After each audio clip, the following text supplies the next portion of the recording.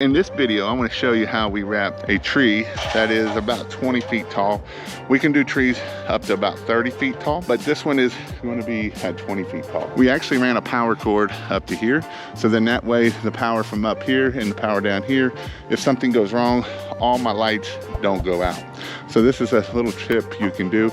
I also ran this first one up into this tree because this tree is really not a great wrapping tree, right? We probably should have individually did more of this one, but they wanted a spiral one, so that's what we gave. So what I did is I actually came up into the tree a little bit higher and then went around it, so that way it will help it make it look a lot better. Whenever we're doing this here, you'll see me when I'm in the video, I'm wrapping the tree. I'm always using my hand to make sure I'm perfectly spaced 4 fingers all the way up this tree. And this will make this tree look really good, even though the top may not look really good, the bottom. One thing is normally we want this to be about an arm's length from the top of the fingers to the bottom of our arm, but I actually made this one a little bit closer because it's not real full. It's 20 feet tall.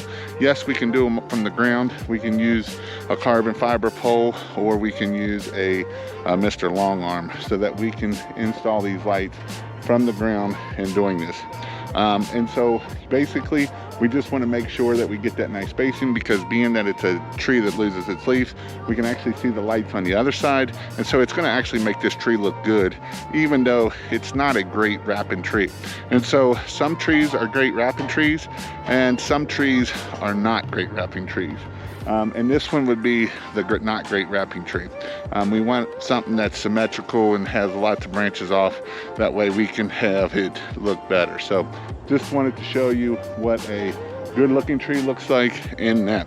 So if you want to know how to put lights on a pine tree, go check out this video right up here, and I will show you how to do lights on a tree that has pines on it, or pine cones, ones that don't lose its leaves.